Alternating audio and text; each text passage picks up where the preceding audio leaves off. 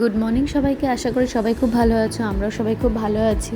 আজকে না আমি প্রথমেই বলে দিচ্ছি, আজকের ভিডিওটা একটু বড় হবে, কারণ আজকে ভেবেইছি যে আমি সকালবেলার ব্রেকফাস্টে পাস্তা বানাই বা আমার ইভিনিংয়ে যা যা বানাচ্ছি ওগুলো রান্না করতে করতে তোমাদের সাথে গল্পই করব আজকে।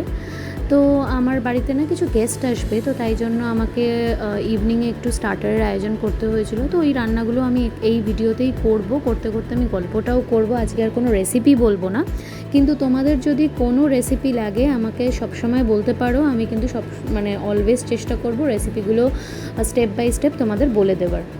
তো আমি গল্পটা যেটা করব ভেবেছিলাম সেটা হচ্ছে কি, কথায় বলে না যে মেয়েদের নাচ আর রান্না কোনোটা কিন্তু শেখাতে লাগে না, এটা ওদের রক্তেতেই থাকে।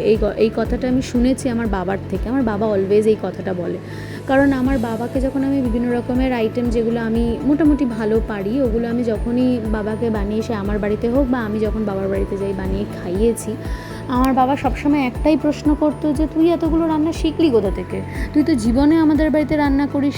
আর এটা একদমই সত্যি কথা। আমাদের বাড়িতে যখন আমি বিয়ের আগের কথা বলছি, আমার বাপের বাড়িতে অলওয়েজ 24 আওয়ার্সের লোক বা আমাদের বাড়িতে যারা ঠিকে দিদিগুলো কাজ করতো সবসময় অ্যাভেলেবল ছিল।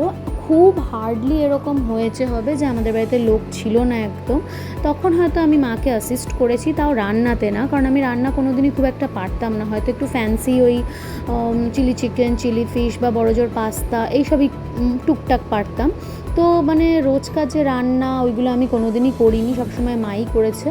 আর আমি বা দিদি তো কোনো দিন করিনি, আর ভাইয়ের তো প্রশ্নই আসে না, ভাই আজও পারে না, কারণ ওর কখনোই দরকারই পড়েনি, ও তো আমাদের বাড়িতেই থাকে, মাই রান্না করে আজও খাওয়ায় ওকে। তো আমার বাবা যখন এই কথাগুলো বলে আমি তখন খুব অবাক হয়ে ভাবি যে সত্যিই তো আমি কোনোদিনও বিয়ের আগে রান্না করিনি।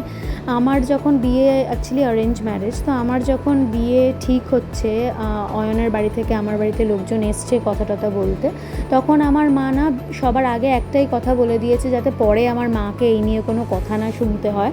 সেটা হচ্ছে কি, আমার মেয়ে কিন্তু রান্না পারে না, বড়জোর একটু চা আর টুকটাক একটু হয়তো টিফিনের মতন কিছু বানাতে পারে, এছাড়াও কিন্তু রান্না পারে না। আপনাকে দায়িত্ব নিয়ে ওকে শিখিয়ে পড়িয়ে নিতে হবে।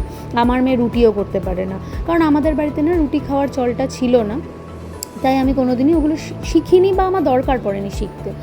তো যখন আমি বিয়ের পরে ব্যাঙ্গালোর গেলাম, আমি না দেখতাম যে অয়ন অফিসের থেকে এসে আমার জন্য রান্না করে দিচ্ছে, নিজেও খাচ্ছে আমিও খাচ্ছি। আমি তখন তো জবও করতাম না, সারাদিন বাড়িতে বসে আছি একা একা, কিন্তু আমি রান্নাও করছি না। তখন না নিজের তাগিদেই আর খারাপ লাগা থেকেও শিখলাম যে না, আজকে থেকে আমি একটু একটু করে চেষ্টা করতে। বলতে পারো তোমরা যে অয়ন হচ্ছে গিয়ে আমার ফার্স্ট গিনিপিগ, যাকে আমি আজে বাজে রান্না করেও খাইয়েছি। ডিমের ঝোলটা ঝোল নয়, ওটা জল মনে হচ্ছিল, এরকমভাবেও খাইয়েছি, কিন্তু ও খালি আমাকে রিভিউ দিত, এটা হবে সেটা হবে আর একটু বেটার যাতে হয়। তাছাড়া আমি তো ইউটিউব ভিডিও দেখেই আমার রান্না আমি আরও বেশি করে শিখলাম, প্লাস নিজের ইচ্ছা যেহেতু ছিল তাই একটুখানি ট্রায়াল অ্যান্ড এরার প্রসেসে একটু উইথ এক্সপেরিমেন্ট আমি এগুলো শিখেছি। আর কিছু কিছু রান্না যেগুলো আমার শাশুড়ি খুব ভালো বানায় আর আমার মা তো দারুণ রান্না করে, তো আমি ওদের থেকেও কিছু কিছু জিনিসপত্র শিখেছি। তো এই ছিল আমার রান্না শেখার গল্প। তো আশা করি তোমাদেরও এরকম অনেক রকম ওঠা পড়ার মধ্যে দিয়ে বা অনেক কিছু শেখার মধ্যে দিয়ে তোমরাও রান্না শিখেছো। তোমরাও চাইলে শেয়ার করো কমেন্টসে। আর এই ছিল আমার চিলি চিকেন, তন্দুরি চিকেন আর বাটার গার্লিক প্রন। বাই, আবার অন্য ভিডিও দেখা হবে।